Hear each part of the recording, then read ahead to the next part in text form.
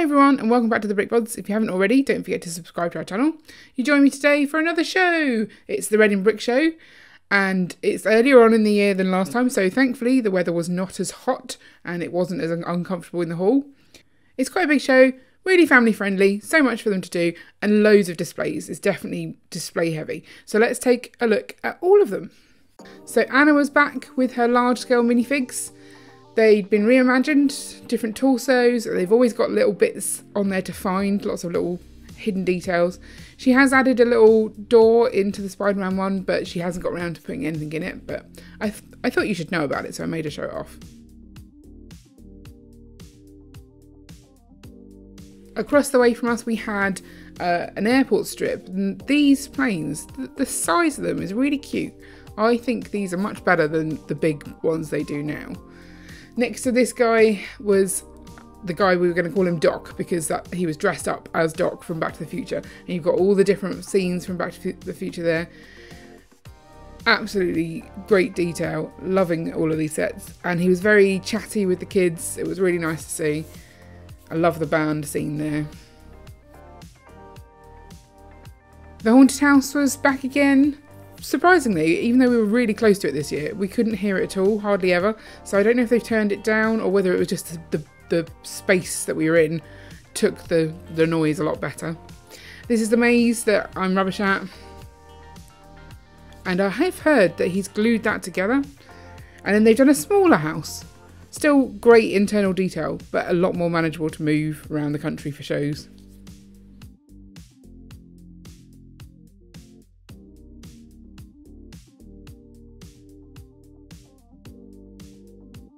A little bit of medieval here. That's the Kingdom Joust set that Ian and I have that I keep meaning to get out of the cupboard.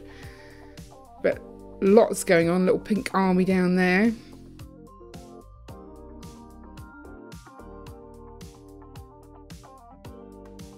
And of course there must be a goat in medieval scenes. It's just like the law.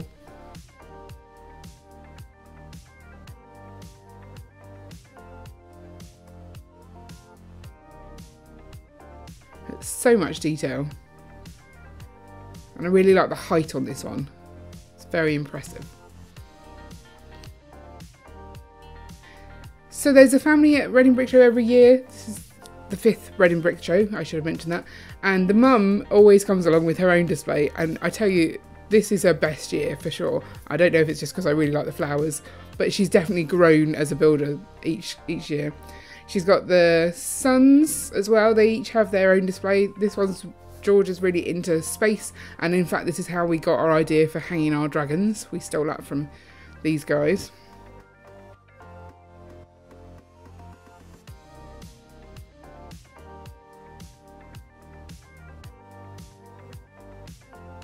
And then the older of the two boys likes the military aspect as well.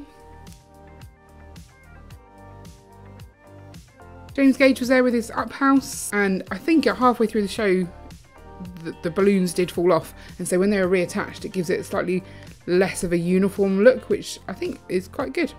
We've got some Thunderbird sets here as well. Thunderbird 1, Thunderbird 4, Thunderbird 2. I feel like maybe there might have been some other Thunderbirds. Oh, that's 3. I don't know enough about Thunderbirds. Ian's the guy who knows about Thunderbirds. Stingray, Gwynne.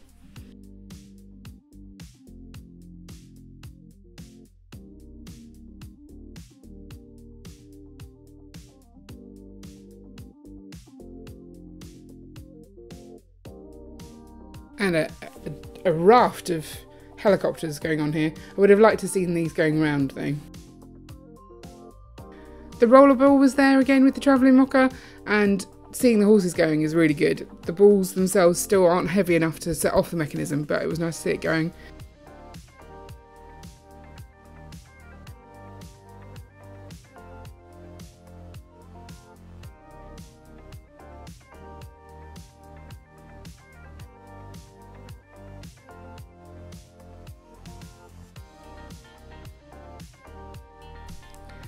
So I saw some more Simpsons Dioramas, and I'm losing track of whether it's the same person I keep saying or whether they're just a really popular thing to do a diorama of, because we see them a lot.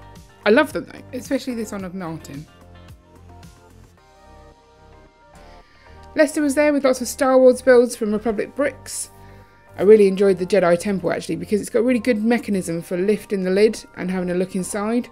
I'm assuming it's mainly Technic in there that's making that work, but it's a solid build. It's really quite clever.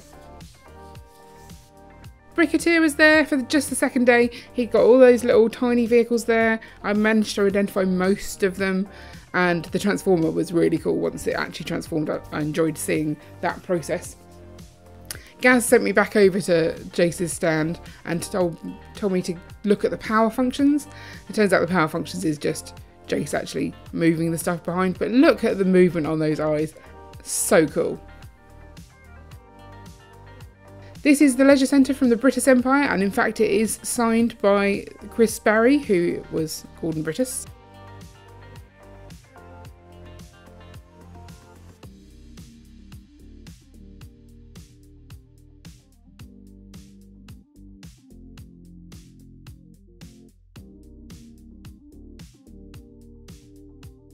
Really great to see Princess Avenue again. This is the one made by the people who run the show, Mike and Erica Grieve, and their lovely children.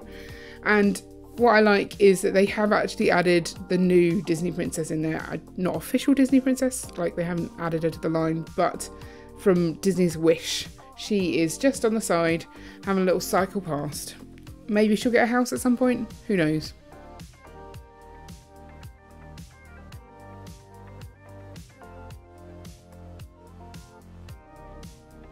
Now this was just by the doorway, and I love all the moving parts of this. That plane going around is fantastic.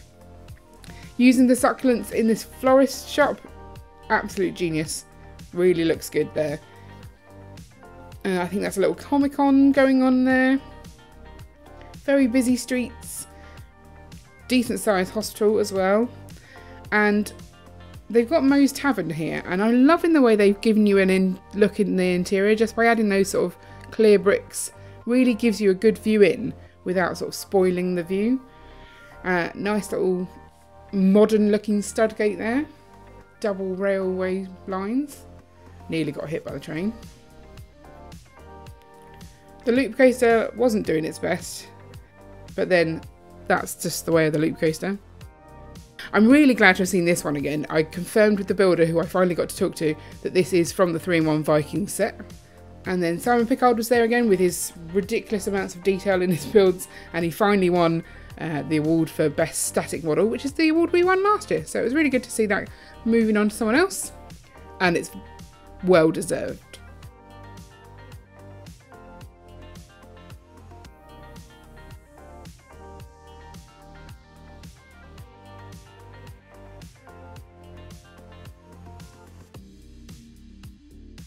Possible that these balls are actually my favourite of his MOCs now, although I totally missed that crocodile in there. Very subtly done. Very impressed.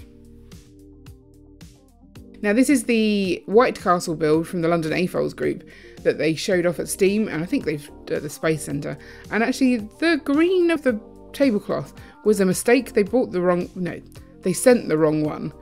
But it perfectly matches with those lime green base plates, so it's quite a happy accident. So they decided to keep the tablecloths because it works so well. Slightly fewer wall panels here. There wasn't as many members showed up, but meant that we could get a better look inside that middle of the castle. So much detail in here. I'm loving it. And I love the flicker that you've got in the fires as well. Trains. You have to have trains at a Lego show.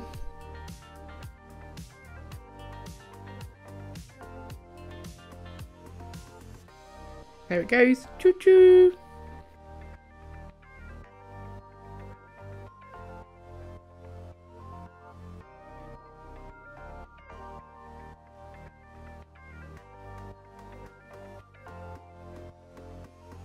Now, they have a Robot Rumble every year, and this seems to be one of the most popular for Robot Rumbles. And some of the robots are just astounding. There was a Kermit robot this year, little Kermit head with sort of spinning arms. And we didn't actually get to see any of the Rick Rumbles because we need the kids to be able to see them. But that hairy one as well that we just passed, oh, so good. And it's such a fun concept. And having this many actually I think is probably best, because it means that you don't necessarily have to repair them between rumbles, I guess, because you can just bring in some extra robots. But I love the way that they actually do give them the space they deserve and that have them on display. It adds so much atmosphere as well to the room because it's all in the same room, and it just makes me happy to see. I'm a bit concerned that the Bowser one though is missing some of his face, but maybe that's just how he's meant to look. Poor Bowser.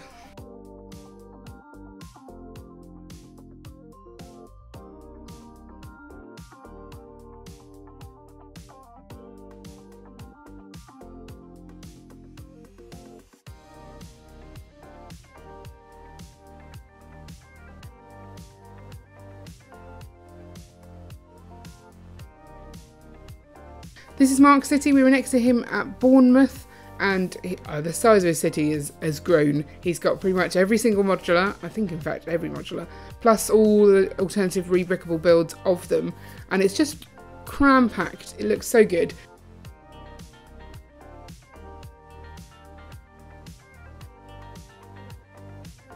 This is actually the police station, like it's a double police station to make that frontage.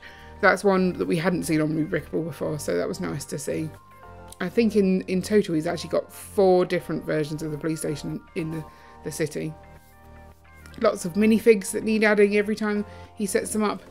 It's pretty impressive. Yeah, he's got Market Street, so I think he pretty much has them all.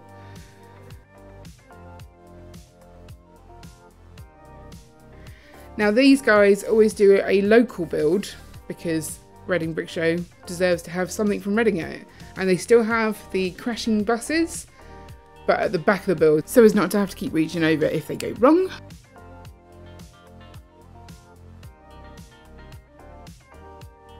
We've got some fighting here from Imperial soldiers, maybe?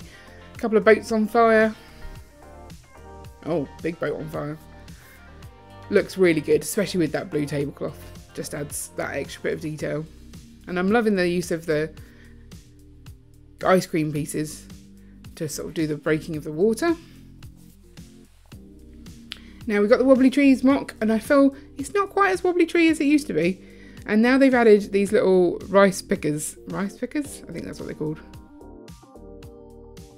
Now this is Ollie's Brick Askew, and he arrived at the show with it fully built. But then he's just started pulling bits off to show me inside, and I'm glad he did because it's fully kitted out inside. Tons of minifigs on here. Rivals KO for number of minifigs, and I'm loving the one that's falling off her seat because she's drunk a bit too much. Also all the printed details, and that dragon is beautiful. Just crammed packed full of stuff in there. Monarch had some new stuff to show us. Animal Crossing, absolutely genius idea. So each of the Animal Crossing characters, but with a room that has a homage to their favourite Lego theme, and that was really popular with people because it had both something for Lego fans and something for Animal Crossing fans. Also a couple of the junk built modulars there as well. And here's ours, looking perfect despite the fact that we dropped it on the floor at the last show and had to rebuild quite a lot of it that morning. It was kind of stressful. Now Gaz has got some new Doctor Who mocks in there, some of the newest stuff. I'm loving some of the part usage on the fountain scene. This is the last outing, I believe, for the giant TARDIS scene. These ones creep me out a little bit. And the bridge that he did as part of the collaborative build for Steam is back, and it's got the Dad's Army figures on there, so we can still make the Dad's Army joke when we're showing people his stuff. But it is one cram-packed table again.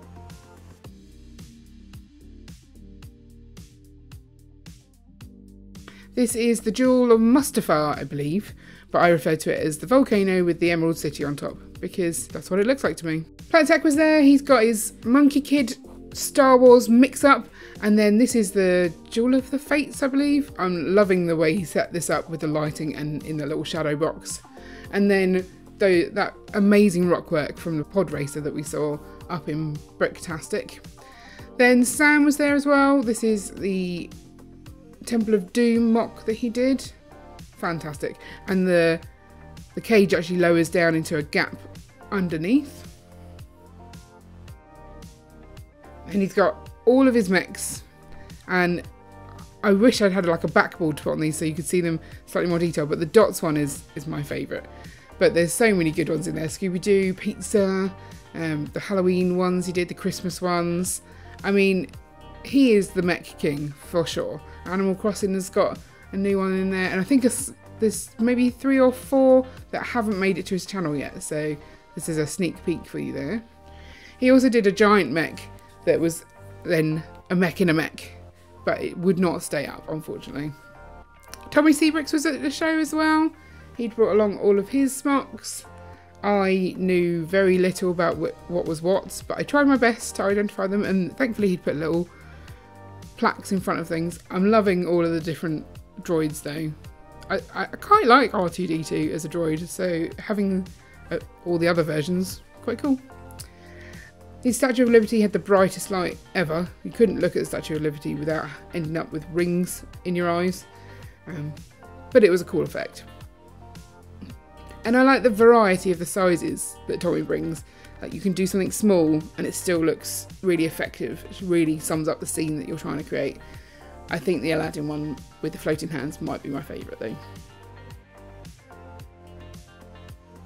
The fairground was there, and I always enjoy the fairground. We were right across from it so we could watch all the lights spinning. It's always different because they put things in different orders, bring out new rides. There was a really extreme ride this time, and I've never seen it actually going, and I don't think the video shows you how fast that's going. I would never go on that ride if it was real. Apparently people do though. Lots of spacey stuff going on here. Managed to actually capture this spinning for once. I keep forgetting to get it when it's spinning. This thing is lethal though. It shoots out BB gun pellets far too fast, and it's a little bit scary. And they were ended up all around the hall. As it comes out, the lights have gone out. And then back it comes, and back oh, this is so clever. Right, and now we need to do the do do do do do do do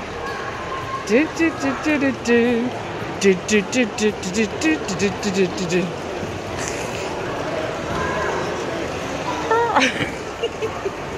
Helen's mock was there again with a few new additions, and I really enjoyed playing Spot the Difference with her mock, because there were quite a few things that I spotted that had changed, but quite a few that I missed as well. So Greg's now in there, quite a lot of sig figs. So Ollie Brickaskew is on the right there in a little spaceship. Just down here, yeah.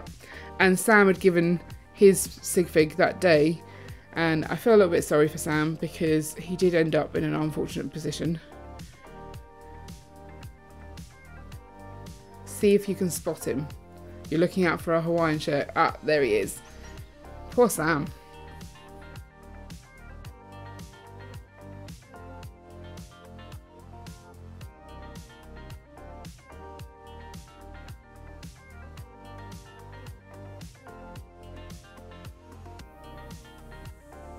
Now, this is a brick sorter, and it is amazing. It is so detailed in what it can sort out. Like, you can see all the different channels of stuff that it is actually managing to separate successfully. It apparently takes 40 minutes from the start of it to the end to sort all the Lego. So it's not faster than doing it yourself, but you don't have to do it yourself. So essentially, it's just being sorted for you. Reading always has a mosaic gallery. There was not too many mosaics this year, but this cat one was amazing. And I really liked the rainbow giraffe as well. So I very nearly missed one of the mocks at the show. Nick Gecko Builds didn't tell me he was leaving, but I managed to secure some photos of his mock, and again, beautiful work. Absolutely wonderful design. So because of the way that the tickets were done this year, there wasn't a chance to get close to the GBC and give you a whole run of it. But this specific module I wanted to show you because the way it randomises is so clever. Watching those balls sort of hit those traps and change their directions, I think it's fantastic. The other thing about Reading Brick Show is all of the family activities. So this one is to create your own skyline building, and the variety of designs here from the kids is amazing. Some of them are truly spectacular, and they do the small scale, the big scale, it's just fantastic. I'm loving the mosaics as well. This is a mosaic gallery that they can do, and again, way better than some of the designs that I think I could come up with. So impressive, and it's just really fun to see at the end of the day what they've all come up with.